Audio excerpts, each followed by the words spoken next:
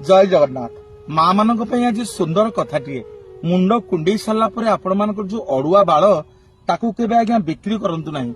जी आपण को बाल किणिकी नौछि ना आपण को लोभ लागुछि 2000 3000 टंका से मुंड चुटीर ओजन केजी ताकू बिक्री करदेले 200 300 500 टंका हबो आपण आनिकी खर्च करदेबे मो मुंडर चुटी बिक्री मु आज 500 टंका आनिछि केबे आज्ञा सेमति करंतु।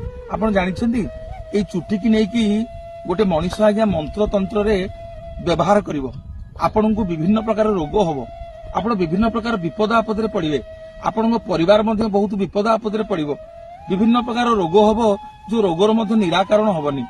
तेणु ए अड़ुआ बाळ को बिकिला बेले टिके चिंता करिवे।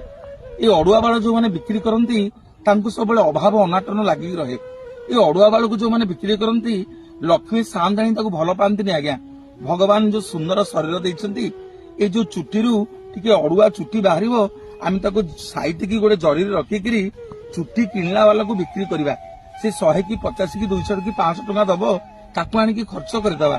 आपण माने विचार करिवे लक्ष्मी सान्ताणी ए लक्षणवती नारी मान को केतेबेले भलो पांती। तो निवेदन करिवि ए अड़ुआ बाळू को आज्ञा केतेबेले बिक्री करिवेनी। ए अड़ुआ बाळू को नेकी लोक माने अपव्यवहार करंती मंत्र तंत्र करंती आपण को शरीर रो क्षति घटांती। जय जगन्नाथ।